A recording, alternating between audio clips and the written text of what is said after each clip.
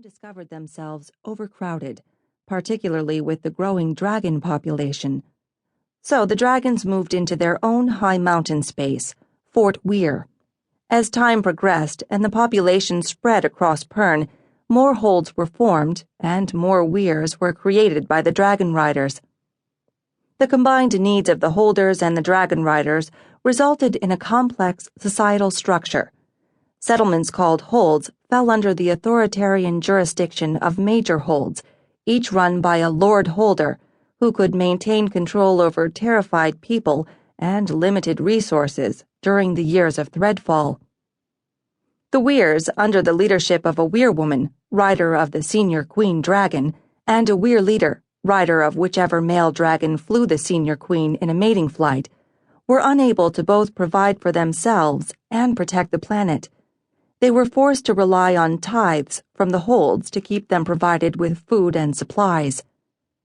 And so the two populations grew separate, distant, and sometimes intolerant of each other. The red star grew fainter. Thread stopped falling. Then, after a 200-turn interval, it returned again to rain death and destruction from the skies for another 50-turn pass. Again, Pern relied on fragile dragon wings and their staunch riders to keep it free of thread. And again the pass ended, and a second interval began. At the beginning of the third pass, a new disaster struck. Dragons started dying of an unknown disease. These deaths, added to the losses from fighting thread, decimated the Weyrs. Cleor, Weyr leader of Fort Weyr, decided upon a desperate course of action and sent his injured dragons and riders 10 turns back in time to abandoned Eigenweyr, where they might heal and return in time to fight the next threadfall. Their desperate jump between time, led by young Fiona, rider of Gold Queen to Length, proved fabulously successful.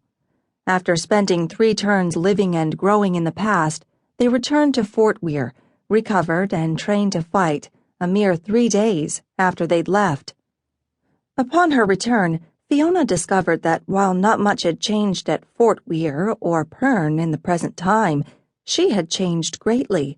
She was 3 turns older and wiser.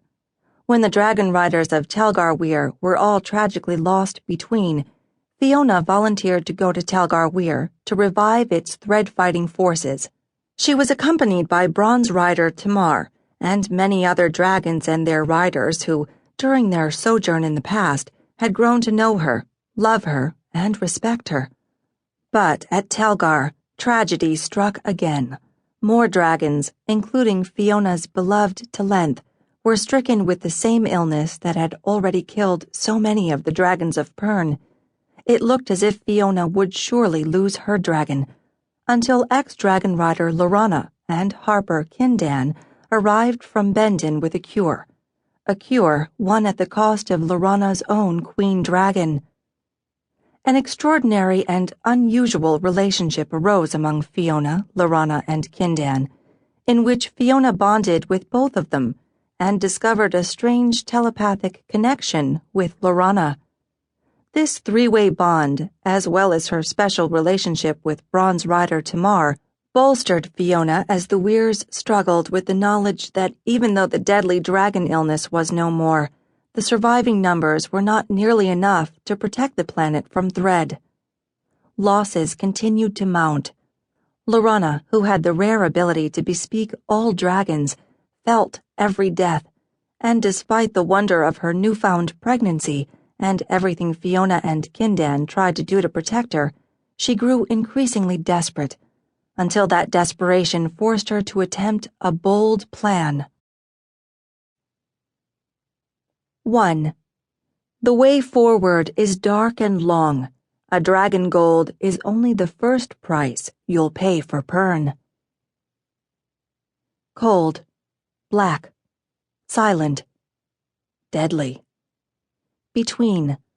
That strange nothingness where dragons can go that can only be described as between one place and another. Between only lasts as long as it takes to cough 3 times. For a short journey, yes. For a journey from one place to another.